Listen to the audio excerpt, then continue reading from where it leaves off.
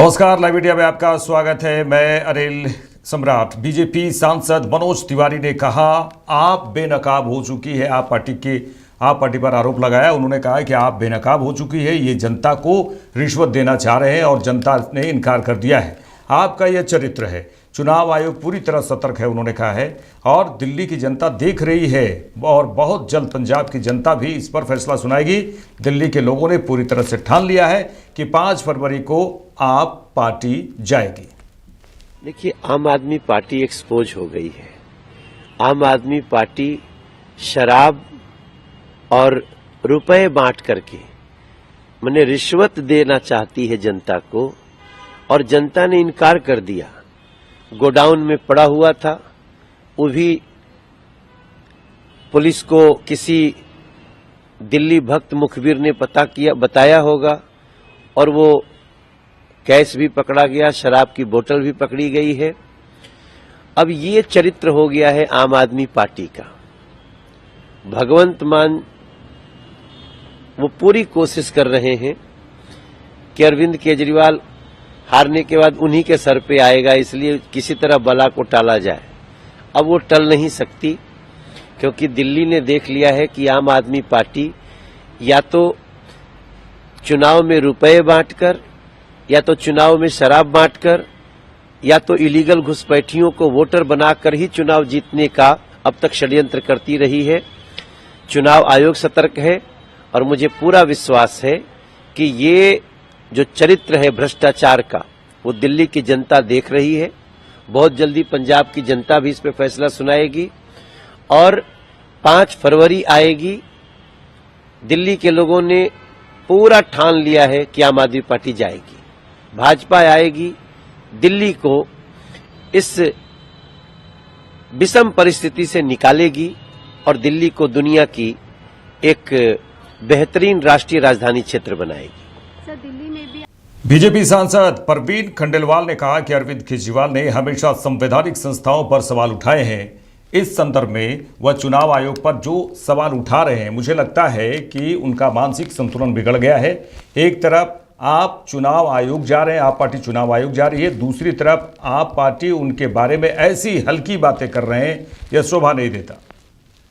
देखिए, इससे दुर्भाग्यपूर्ण नहीं हो सकता, और अरविंद केजरीवाल से इस चीज की अपेक्षा भी की जा सकती है, क्योंकि ये अरविंद केजरीवाल हैं जिन्होंने लगातार संवैधानिक संस्थाओं पर हमेशा सवाल उठाए हैं। और इस कड़ी में अब वो चुनाव आयोग में जिस प्रकार का सवाल उन्होंने चुनाव आयोग में उठाया है, मुझे लगता है कि अरविंद केजरीवाल का मानसिक संतुलन बिगड़ गया है। तो भगवंत मान को लेकर के आज इलेक्शन कमीशन जा रहे हैं। अब वो कोई भी जा सकता है इलेक्शन कमीशन, लेकिन एक तरफ आप जिस इलेक्शन कमीशन के पास आप जा रहे हो, दूसरी तरफ आप उसके बारे में इस प्रकार की हल्की बातें करते हैं, शोभा नहीं देता। आप लोगों पे आरोप लगा रहे हैं कि मुख्यमंत्री आते हैं पंजाब से। अरविंद केजरीवाल ने 10 साल में आरोप लगाने के अलावा और काम क्या किया है? हम सब देख रहे हैं कि पंजाब की सरकारी मशीनरी का किस तरीके से दुरुपयोग दिल्ली के अंदर चुनावों में हो रहा है।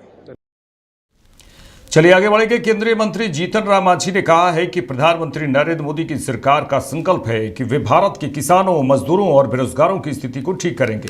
संगठित क्षेत्रों के लिए कई काम किए जा रहे हैं, मगर असंगठित क्षेत्रों के लिए नहीं। उन्होंने कहा कि प्रधानमंत्री नरेंद्र मोदी बेरोजगारों और छोटे व्यापारियों के लिए काम कर रहे हैं। हम चाहेंगे कि एमएसएमई के आवंटन को बढ़ाया जाए।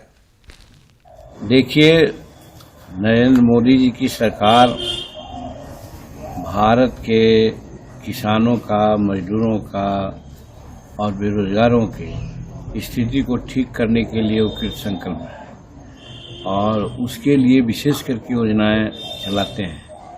गत बजट में भी आपने देखा कि सारी सुविधाएं देने की बात आई।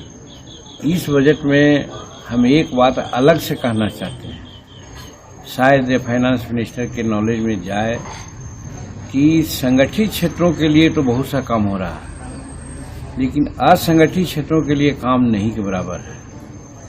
न तो उसको संगठित होने के लिए कोई बायला बन रहा है, और न उसके जो संगठन है जिसके अभाव में उनकी मांगों को कोई दर्शा रहा है। तो इसलिए इस बजट से हम अपेक्षा करेंगे कि असंगठित मजदूर जो खास करके खेती गृहस्थी में लगा हुआ है, वानिकी में लगा हुआ है, और भारत के जो आय हमारी है उसका 76% खेती से ही होती है।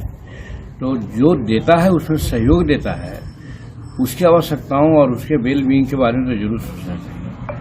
आज किस रूप में वो अपने घर में रह रहा है, किस रूप में गंदी व्यवस्था में वो रह रहा है, किस रूप में मजदूरी का हनन हो रहा है। अब साधारण बात मान लीजिए कि लोग कमाने के लिए ईंट भट्टा पर चल जाता है। ईंट भट्टा पर अगर मान लिए मिल रहा है 45,000 रुपये, 1,000 ईंटा पाथी करने का 45,000, तो देता है उसको 25,000। इसको कौन देखेगा? सिक्योरिटी वालों को देखिए, देती है सरकार 25,000, वो देते हैं 8,000। इसको कौन देखेगा? उसी प्रकार से हमारे मजदूर, खेत मजदूर हैं, मिनिमम मजदूरी है, वो मजदूरी नहीं मिलती है। इवन मनरेगा में आम लोग तो दे देते हैं 300 रुपया के आसपास में, लेकिन मनरेगा का जानते हैं 251 रुपया है या 201 रुपया है।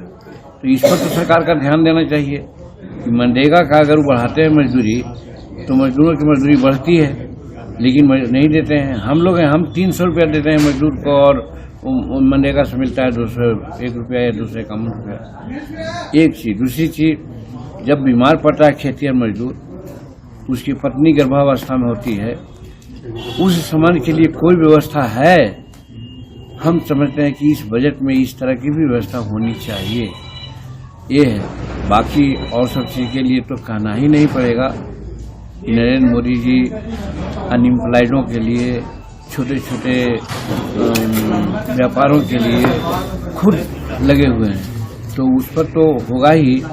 लेकिन इस मायने में भी हम चूंकि एमएसएमई विभाग देख रहे हैं और प्रधानमंत्री विश्वकर्मा योजना भी इसी के तहत है, तो हम लोग देखते हैं कि उसमें पैसे की कमी है, अलॉटमेंट में दिक्कत थोड़ा हो रहा है। हम चाहेंगे कि एमएसएमई के अलॉटमेंट जो है उसको बढ़ाया जाए। दूसरी चीज है, हमारे विभाग में ही है, schedule caste schedule tribes hub है, बहुत सारी योजनाएं हैं, उसमें एक schedule caste schedule tribes hub भी है। उसमें भी देख रहे हैं कि पैसा की कमी है। हम धन्यवाद देते हैं इनको, फाइनेंस मिनिस्टर को, कि जब हमारे यहाँ 400 करोड़ रुपए की कमी थी, हम लोगों ने मांग किया तो 150 करोड़ रुपया और 50 करोड़ रुपया उन्हें 200 करोड़ रुपया दिया गया। मेरा कहने का मतलब है कि अगर हमको 400 करोड़ रुपये की बात होती है तो शेड्यूल कास्ट शेड्यूल ट्राइब साहब के लिए ज़्यादा काम करते हैं। उसी प्रकार से हमारी स्फूर्ति योजना है, वो भी छोटे छोटे उद्योग और क्लस्टर के लिए बहुत लाभदायक है, लेकिन फंड के अभाव में वो बंद पड़ा है। इसलिए हम अपने विभाग के बारे में अपेक्षा करेंगे इस पर ध्यान दिया जाए, ताकि हमारा जो स्फूर्ति योजना बंद पड़ा है और फिर हमारा schedule caste schedule tribe hub में कम पैसे कम पड़ जाते हैं, या फिर और दूसरी जो ऑर्गन है एमएसएमई का, उसमें पैसा की कमी नहीं हो, तो हमारे गांव के जो छोटे छोटे लोग हैं, सूक्ष्म उद्योग करने वाले लोग हैं, उनको नियोजन दिया जा सकता है, जो नरेंद्र मोदी जी का सपना है। हम इन्हीं बातों की बात करना चाहते हैं कि जिससे हमारे गरीब मजदूर, किसान और अनएम्प्लॉयड लोग की स्थिति ठीक हो, ऐसा बजट हो, ऐसा हम अपेक्षा करते हैं। बजट सत्र के आगाज के दौरान प्रधानमंत्री नरेंद्र मोदी ने कहा है कि आपने देखा होगा, शायद 2014 से लेकर अब तक यह पहला संसद सत्र है जिसके 1-2 दिन पहले कोई विदेशी चिंगारी, विदेशी हस्तक्षेप की बात उन्होंने की है, नहीं देखी गई है, जिसमें किसी विदेशी ताकत ने आग लगाने की कोशिश नहीं की। उन्होंने कहा कि मैंने हर बजट सत्र से पहले यह देखा था और हमारे देश में कई लोग इन चिंगारियों को हवा देने में कोई कसर नहीं छोड़ते। प्रधानमंत्री नरेंद्र मोदी ने कहा कि रिफॉर्म, परफॉर्म और ट्रांसफॉर्म, जब विकास की तेज गति हासिल करनी होती है तो सबसे ज़्यादा जोर रिफॉर्म पर होता है। राज्य और केंद्र सरकारों को मिलकर परफॉर्म करना होता है और लोगों की भागीदारी से हम ट्रांसफॉर्मेशन देख सकते हैं। साथियों, हमारे गणतंत्र के 75 वर्ष पूरे हुए हैं।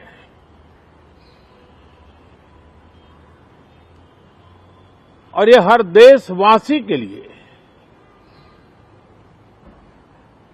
सर्वाधिक गौरवपूर्ण है और विश्व के लोकतांत्रिक जगत के लिए भी भारत का ये सामर्थ्य अपनी एक विशेष स्थान बनाता है। साथियों, ये देश की जनता ने मुझे तीसरी बार ये दायित्व दिया है और इस तीसरे कार्यकाल का ये पहला पूर्ण बजट है।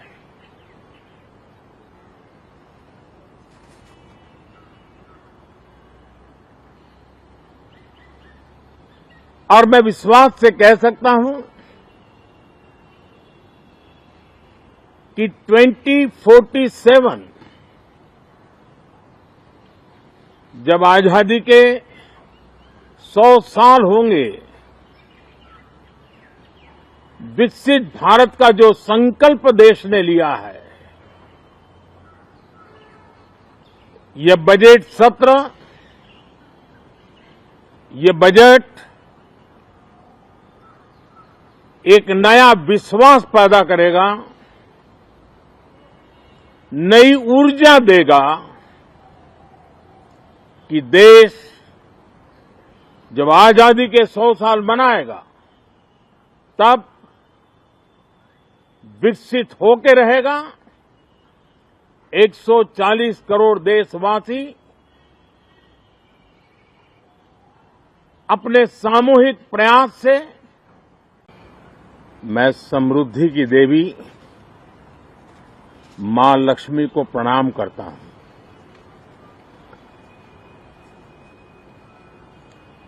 और ऐसे अवसर पर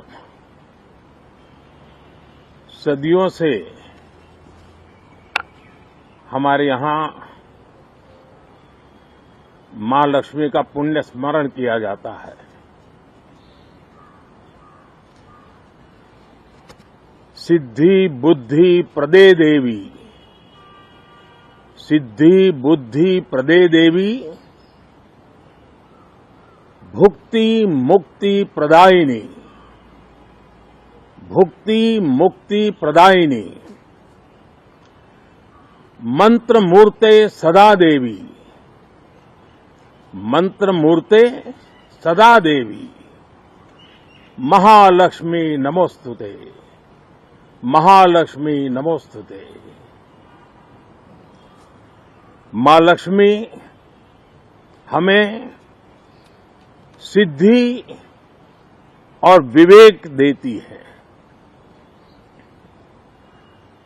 समृद्धि और कल्याण भी देती है। मैं मां लक्ष्मी से प्रार्थना करता हूं कि देश के हर गरीब एवं मध्यम वर्ग समुदाय पर मां लक्ष्मी की विशेष कृपा रहे। साथियों, आज एक बात आपने जरूर नोट की होगी, मीडिया के लोगों ने तो जरूर करनी चाहिए। शायद 2014 से लेकर अब तक शायद ये पहला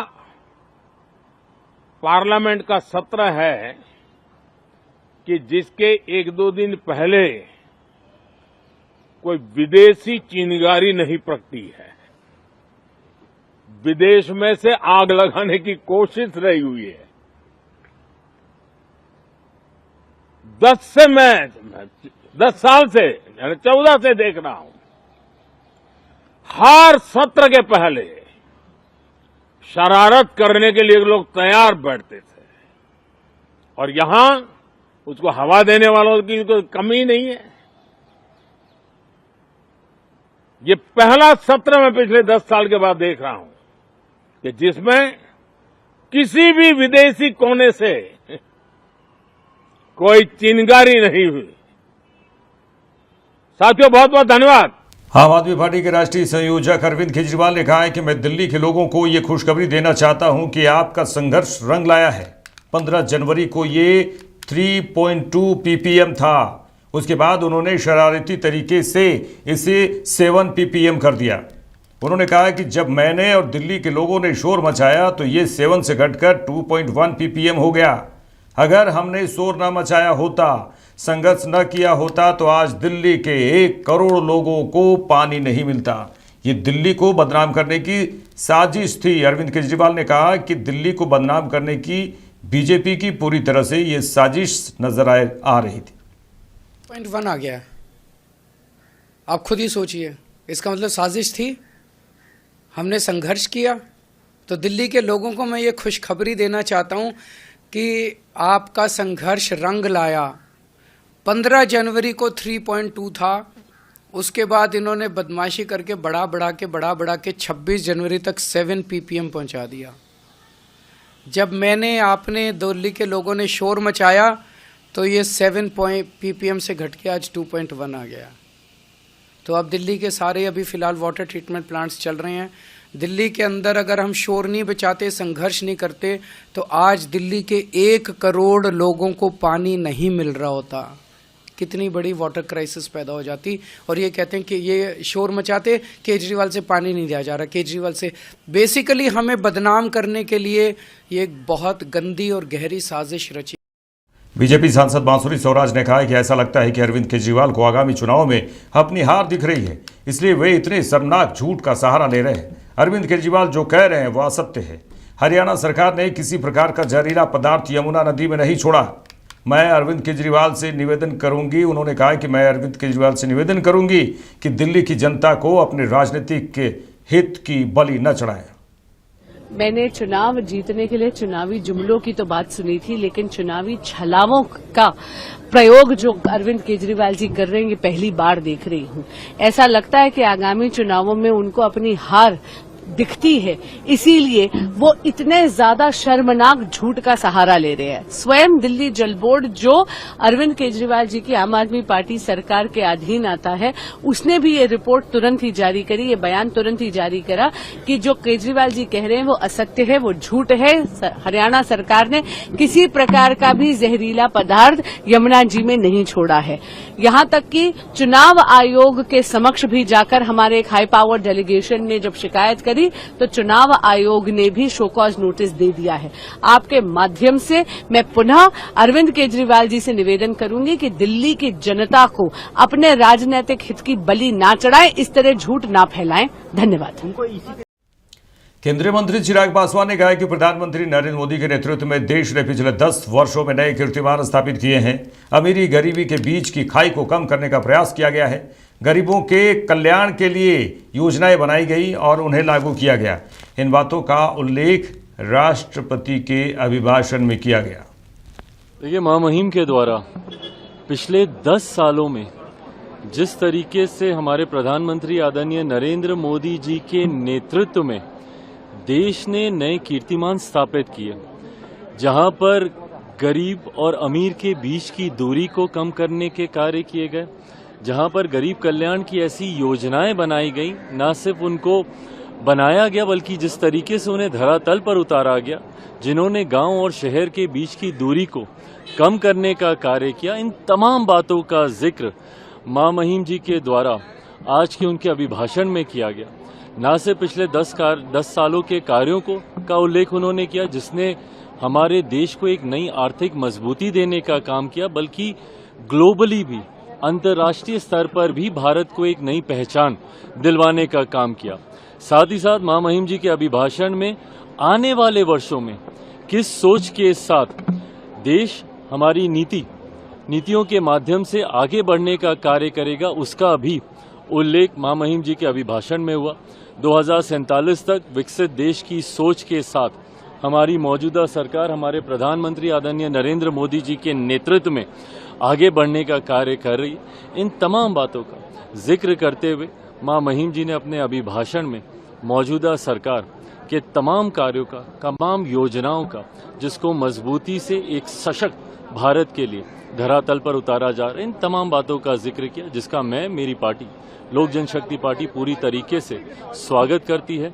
उन्होंने जो जिन बातों का उन्होंने जिक्र किया उसका हम लोग स्वागत करते हैं। प्रधानमंत्री जी ने आज अपने संबोधन में कहा कि विदेशी चिंगारी पहली बार 2014 के बजट के बाद नहीं आ रही, लेकिन देश के अंदर जो लोग बैठे हैं वो हवा देते हैं। देखिए, ये बातें तो प्रमाणित हुई हैं।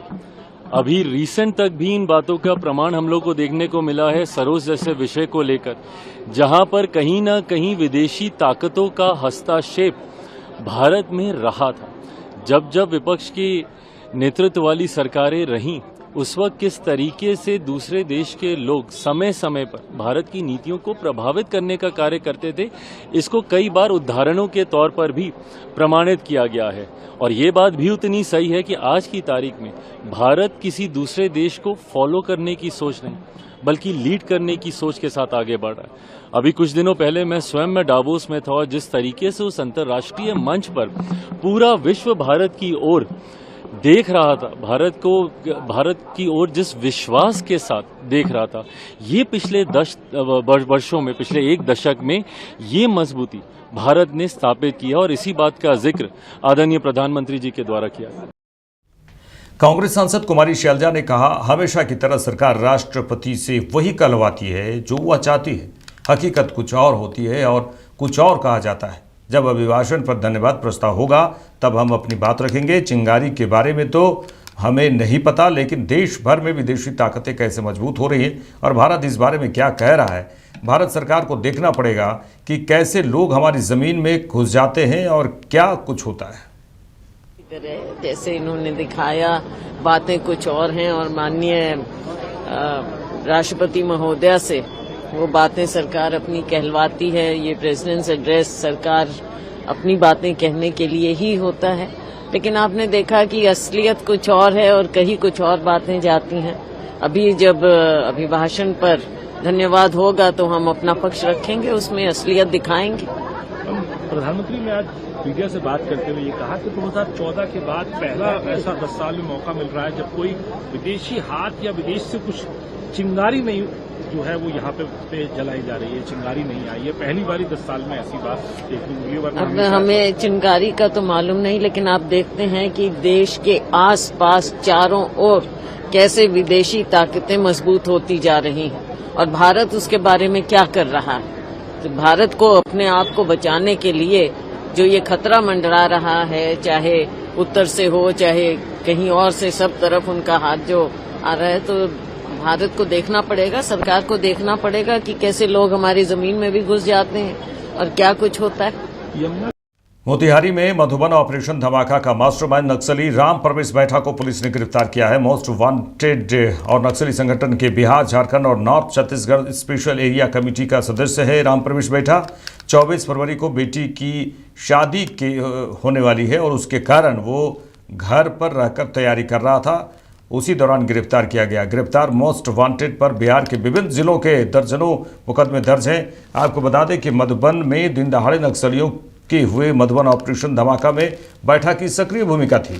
23 जून 2005 को नक्सलियों ने एक साथ मधुबन के थाना अंचल कार्यालय और बैंक पर हमला बोला था। इसी दौरान पूर्व मंत्री सीताराम सिंह के आवास पर भी नक्सलियों ने हमला किया था। नक्सलियों ने थाना, बैंक, अंचल कार्यालय से हथियार लूट लिए थे। ऑपरेशन धमाके के दौरान बैंक के गार्ड और एक सिपाही को गोली मारकर हत्या कर दी गई थी।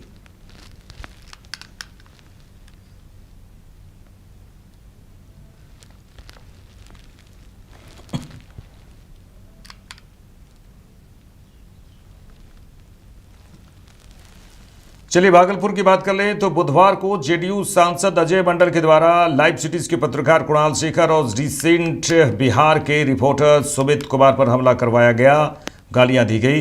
इसके विरोध में आज के दिन यानी शुक्रवार को भारतीय मीडिया महासंघ के प्रदेश अध्यक्ष बिहार के नेतृत्व में प्रदेश कार्यालय में एक बैठक आयोजित की गई। इस मौके पर जिले भर के सैकड़ों पत्रकार साथी मौजूद रहे।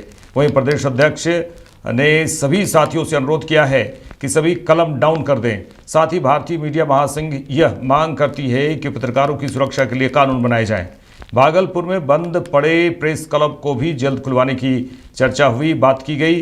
गुंडा सांसद, उन्होंने कहा कि गुंडा सांसद अजय मंडल की गिरफ्तारी हो और पत्रकारों के साथ आगे इस तरह की घटना ना हो, इसको लेकर रूपरेखा तैयार किया जाए।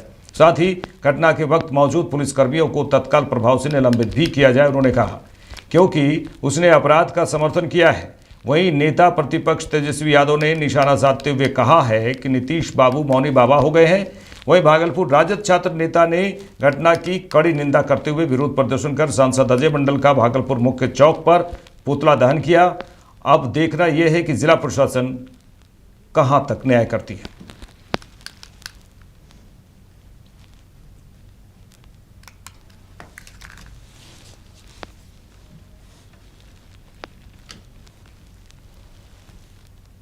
मेरे साथ इस बुलेटिन में इतना ही। देश दुनिया की तमाम खबरों के लिए देखते रहिए लाइव इंडिया। नमस्कार।